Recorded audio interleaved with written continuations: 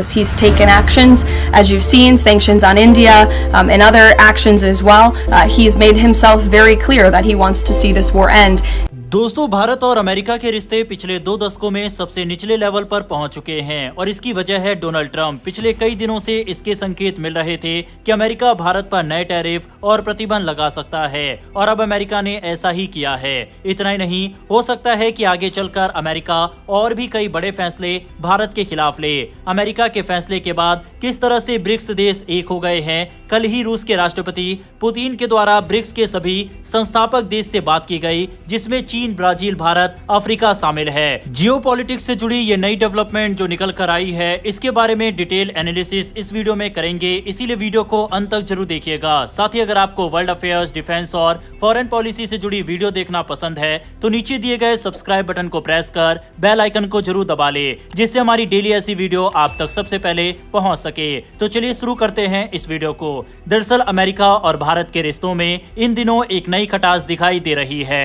वजह है राष्ट्रपति डोनाल्ड ट्रंप का भारत पर लगाया गया सख्त आर्थिक दबाव। व्हाइट हाउस ने साफ कह दिया है कि ट्रंप प्रशासन ने भारत पर जो नए सैंक्शन लगाए हैं उसका उद्देश्य रूस यूक्रेन युद्ध को खत्म करना है। White house press secretary Karoline Leavitt ने वॉशिंगटन में पत्रकारों से कहा कि राष्ट्रपति ट्रंप लगातार दुनिया पर यह दबाव डाल रहे हैं कि ये युद्ध किसी भी तरह खत्म हो और इसी सिलसिले में उन्होंने भारत पर सख्त कदम उठाए हैं। दरअसल अमेरिका का आरोप है कि भारत रूस से सस्ता तेल खरीदकर उसे रिफाइन करके बेच रहा है और इस खेल से भारत ने अरबों डॉलर का मुनाफा कमाया है। अमेरिकी ट्रेजरी सेक्रेटरी स्कॉट बेसेंट ने तो यह तक कह दिया कि भारत ने 16 अरब डॉलर का एक्स्ट्रा मुनाफा बनाया है और इससे भारत के कुछ चुनिंदा अमीर घराने और भी ज्यादा धनवान हो गए हैं। उन्होंने इस धंधे को इंडियन आर्बिट्राज नाम दिया है और कहा है कि यह सब युद्ध शुरू होने के बाद अचानक खड़ा हुआ है और ये अमेरिका के लिए अस्वीकार्य है। बेसेंट ने चीन और भारत की तुलना करते हुए समझाया कि चीन का मामला अलग है। उनके मुताबिक 2022 से पहले चीन अपने तेल का करीब 13% रूस से लेता था और अब यह आंकड़ा बढ़कर 16% हुआ है, यानी सिर्फ 3% की बढ़ोतरी। लेकिन भारत का मामला उलट है। भारत 2022 से पहले रूस से मुश्किल से 1% तेल लेता था और अब यह बढ़कर 42% हो गया है, यानी भारत ने पूरी तस्वीर बदल दी है और सस्ते तेल से जबरदस्त बिजनेस खड़ा कर लिया है। यही वजह है कि अमेरिका ने भारत पर 50% तक के टैरिफ लगाने का फैसला किया है। इनमें से 25% टैरिफ खास तौर पर रूसी तेल की खरीद पर लगाया गया है और ये 27 अगस्त से लागू होने वाला है। अमेरिका का कहना है कि इस तरह के कदम से भारत पर दबाव पड़ेगा कि वह रूस से तेल लेना कम करेगा, लेकिन भारत ने इन सेक्शन को अनुचित और गैर जरूरी बताया और साफ कहा कि वह उसके राष्ट्र हितों के खिलाफ है। दरअसल अमेरिका की दुविधा ये भी है कि वह चीन पर इतने कड़े कदम नहीं उठा सकता। स्कॉट बेसेंट ने कहा कि चीन का तेल खरीदना तो सही नहीं है, लेकिन चीन तेल को रिफाइन करके पूरी दुनिया को सप्लाई करता है। अगर चीन पर सख्त पाबंदी लगाई जाए तो पूरी ग्लोबल मार्केट हिल जाएगी और यूरोप जैसे देशों को भारी मुश्किल होगी। वहीं भारत पर कार्रवाई से अमेरिका को लगता है कि रूस की फंडिंग पर सीधा असर डाला जा सकता है। भारत पर लगाए गए प्रतिबंध पर US press secretary Karoline Leavitt ने क्या कहा, चलिए देखते हैं। And how long is Trump willing to wait and operate in good faith for Putin to actually arrange a meeting before he intervenes? Look, the president has put tremendous public pressure to bring this war to a close. He's taken actions, as you've seen, sanctions on India and other actions as well. He's made himself very clear that he wants to see this war end, and he has scoffed at the ideas of others that have been raised that we should wait another month before any meeting takes place. The president wants to move, and he wants to bring this war to an end as quickly as possible. Just a clarification on something you said earlier about Putin.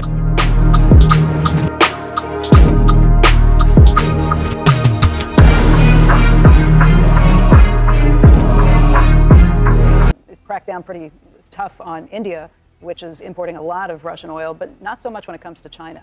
Is China in the wrong for importing so much Russian oil as well? I think they import just as much as India does. Oh, well, let's go back and look at the history, though, Becky. And look, China importing it is suboptimal. But if you go back and look pre-22, pre-invasion, 13% of China's oil was already coming from Russia.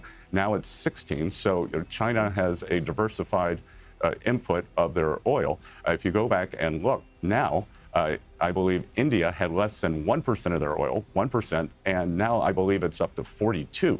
So wow. India is just profiteering, or They are just profiteering. They are reselling. They made $16 billion. दूसरी ओर China पर प्रतिबंध न लगाने का जवाब America के विदेश मंत्री ने भी दिया और उन्होंने भी वही बात दोहराई। मार्को रूबियो ने कहा कि चीन पर ऐसी पाबंदी लगाना आसान नहीं है, क्योंकि चीन सिर्फ तेल खरीदता ही नहीं बल्कि उसे रिफाइन करके पूरी दुनिया को बेचता है। अगर अमेरिकी पाबंदी चीन पर लगाई जाती है तो इससे पूरी ग्लोबल मार्केट हिल जाएगी, दुनिया भर में तेल के दाम अचानक बढ़ जाते और यूरोप समेत कई देशों को दिक्कत होती। रूबियो ने एक और बड़ा मुद्दा उठाया। उन्होंने कहा कि यूरोप के कई देशों ने भी अमेरिका को यह संकेत दिया था कि अगर चीन पर सख्त पाबंदी लगाई गई तो इसका असर सीधे उनके तेल सप्लाई पर पड़ेगा। यूरोपीय देशों को डर था कि रिफाइंड तेल की सप्लाई रुक जाएगी और उन्हें वैकल्पिक साधन खोजना पड़ेगा। इसी वजह से अमेरिका ने चीन को टारगेट करने से परहेज किया और ध्यान भारत पर केंद्रित किया। अब तस्वीर ये बनती है कि दोनों देश भारत और चीन रूस से तेल खरीद रहे हैं, लेकिन चीन को छूट मिल गई और भारत पर कार्रवाई हुई। भारत की दिक्कत यह है कि उसकी अर्थव्यवस्था रूस से आने वाले सस्ते तेल पर बहुत ज्यादा निर्भर हो चुकी है। सस्ता तेल भारत को सिर्फ अपनी जरूरतें पूरी करने में ही मदद नहीं करता, बल्कि उसे रिफाइन करके बेचने से बड़ा फायदा भी होता है।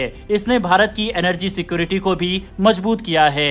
लेकिन अमेरिका को लगता है कि भारत का यह मॉडल सीधे रूस के लिए फंडिंग का जरिया बन गया है और इसीलिए उस पर कड़ा कदम उठाना जरूरी है। इस कदम का असर भारत अमेरिका रिश्तों पर भी पड़ना तय है। हाल के वर्षों में भारत और अमेरिका रक्षा, व्यापार और रणनीतिक साझेदारी को लेकर बहुत नजदीक आए हैं, लेकिन अब जब अमेरिकी सरकार ने भारतीय सामानों पर 50% टैरिफ लगाने का फैसला लिया है तो ये आर्थिक रिश्ते झटका खा सकते हैं। भारत के लिए ये एक मुश्किल स्थिति होगी, क्योंकि एक तरफ उसे अपनी ऊर्जा सुरक्षा का ध्यान रखना है और दूसरी तरफ अमेरिका जैसे बड़े साझेदार के साथ रिश्ते भी बनाए रखने हैं। दूसरी तरफ चीन की पोजीशन और मजबूत हो सकती है, क्योंकि अमेरिका की कार्रवाई से भारत पर दबाव बढ़ेगा और चीन तुलनात्मक रूप से फायदे में नजर आएगा।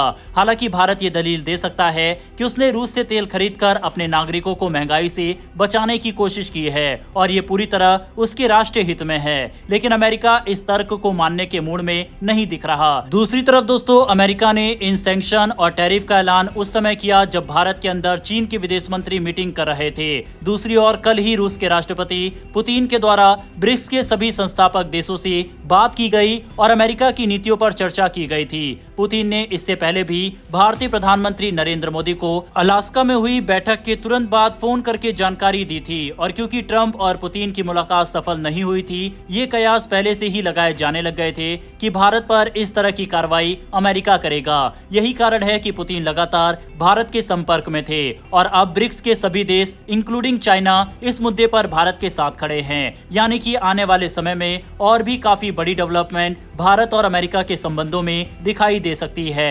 बहरहाल दोस्तों, अमेरिका भारत रूस से सामने आई इन सभी खबरों के बारे में आपकी क्या राय है, कमेंट बॉक्स में लिखकर बताइएगा। साथ ही अगर आपको डिफेंस, फॉरेन पॉलिसी और वर्ल्ड अफेयर से जुड़ी इस तरह की वीडियो देखना पसंद है तो मेरी एक छोटी सी रिक्वेस्ट है कि नीचे दिए गए सब्सक्राइब बटन को प्रेस कर बेल आइकन को जरूर दबा लें। फिर मिलेंगे ऐसी एक नई वीडियो के साथ। धन्यवाद। जय हिंद, जय भारत।